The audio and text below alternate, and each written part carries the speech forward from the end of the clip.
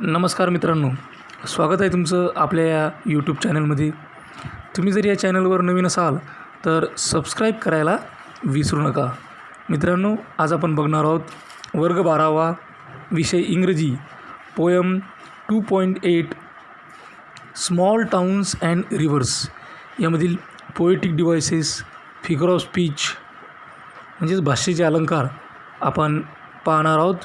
चला तर मग सुरुवात करूयात. पहिली ओळ आहे, just the other day someone died. या ओळीचा फिगर ऑफ स्पीच आहे ॲलिट्रेशन आणि याचे explanation. The sound of initial consonant letter D म्हणजेच ड is repeated for musical effect in the line. दुसरी ओळ आहे, in the dreadful silence we wept. या ओळीमध्ये सुद्धा ॲलिट्रेशन हा अलंकार आहे आणि त्याचं एक्सप्लेनेशन आपल्याला लिहिता येईल. The sound of initial consonant letter W म्हणजेच ज्याला आपण व असा उच्चार म्हणतो, is repeated for musical effect in the line. या दोन ओळी आहेत ॲलिट्रेशनच्या. त्यानंतरची ओळ आहे, life and death. Life and death. आता यामध्ये life and death, life and death हे शब्द परत परत आल्यामुळं आपण अंदाज लावू शकतो की हे रिपिटेशन या फिगर ऑफ स्पीचचं, या भाषेच्या अलंकाराचं उदाहरण आहे. मग आपल्याला भाषेचा अलंकार लिहिता येईल रिपिटेशन आणि त्याचं एक्सप्लेनेशन लिहिता येईल.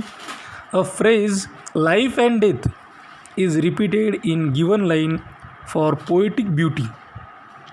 दुसरी अशीच एक ओळ आहे, sometimes I think it holds its breath. Sometimes I think it hold its breath.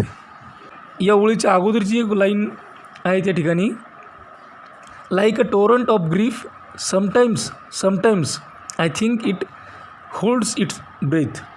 ही सुद्धा रिपिटेशन या फिगर ऑफ स्पीचचं उदाहरण आहे. याचं explanation, the word sometimes is repeated twice in the given lines for poetic effect. की poetic इफेक्टसाठी हा sometimes शब्द दोन दोन वेळेस वापरलेला आहे. त्याचा काव्यात्मक परिणाम घडावा म्हणून हा शब्द पुन्हा पुन्हा वापरलेला आहे. त्यानंतर एक कवितेची ओळ आहे, in the summer it cuts through the land like a torrent of grief.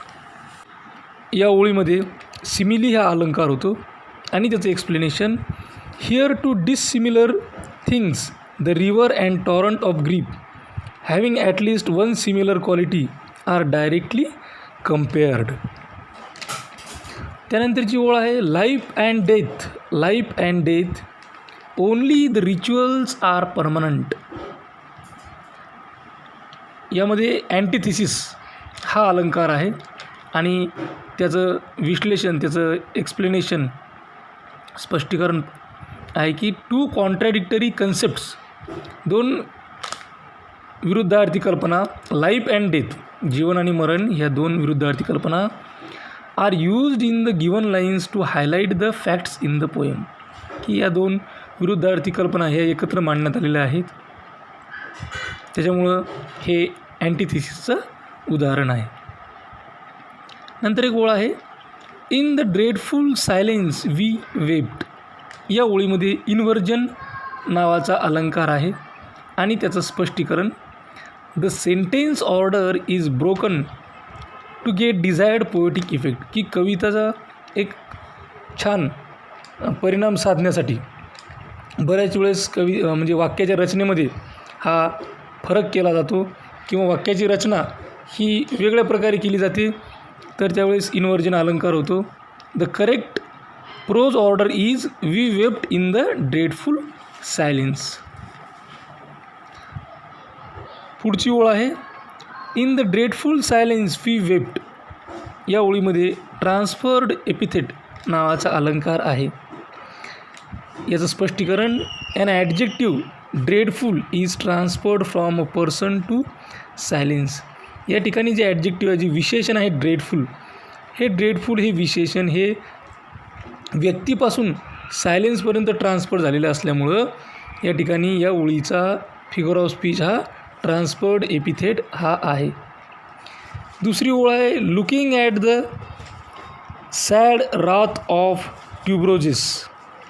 या ठिकाणी सुद्धा ट्रान्सफर्ड एपिथेट नावाचा अलंकार आहे आणि त्याचं स्पष्टीकरण, an adjective sad is transferred from a person to wreath tuberoses. या ठिकाणी सुद्धा जे ॲडजेक्टिव्ह आहे, जे विशेषण आहे सॅड, हे सॅड हे विशेषण व्यक्तीपासून ते रेथ ट्युबरोजिसपर्यंत आहे. त्यानंतर ची ओळ आहे, the river has a soul. की रिव्हर हॅज अ सोल म्हणजे या नदीला आत्मा आहे. अशा प्रकारची रचना असल्यामुळं हा फिगर ऑफ स्पीच आहे पर्सॉनिफिकेशन. आणि त्याचं स्पष्टीकरण आपण असं लिहू, the river is personified and described as like a human being as the river has a soul. की आपण पाहतो की नदीला आत्मा नसतो. आत्मा हा पुरुषाला किंवा स्त्रीला किंवा ह्युमन बिईंग्सला असतो. मग या ठिकाणी निर्जीव वस्तूला सजीवाची जा गुणधर्म देणे किंवा मानवी क्वालिटी देणे हे पर्सॉनिफिकेशनचं उदाहरण आहे. पुढची एक लाईन आहे की I think it holds its breath seeking a land of fish and stars. या ठिकाणी सुद्धा पर्सॉनिफिकेशन हा अलंकार आहे आणि त्याचं स्पष्टीकरण, the river is personified and described as like a human being as the rivers holds its breath. की जणू काही त्या नदीने तिचा श्वास हा रोखून धरलेला आहे आणि श्वास रोखणे हा मानवी गुणधर्म आहे आणि तो नदीला या ठिकाणी लागू केलेला आहे. त्यामुळं ही ओळ पर्सॉनिफिकेशन या फिगर ऑफ स्पीचचं उदाहरण आहे. तर हे होते काही poetic devices, figure of speech म्हणजेच भाषेचे अलंकार या कवितेमधले. अशाच प्रकारचे नवनवीन व्हिडिओ पाहण्यासाठी या चॅनलला सबस्क्राईब करा. माझा व्हिडिओ ताबडतोब तुमच्यापर्यंत पोहोचण्यासाठी फक्त एकदाच बेल आयकॉन बटनला क्लिक करा. हा व्हिडिओ आवडला असेल तर लाईक करा, तुमच्या मित्रमैत्रिणींमध्ये, नातेवाईकांमध्ये शेअर करा. काही अडचण असेल तर कमेंट करा. हा व्हिडिओ अत्यंत काळजीपूर्वक आणि सर्वात महत्त्वाचं म्हणजे शेवटपर्यंत पाहिल्याबद्दल धन्यवाद. थँक्यू. Thanks a lot.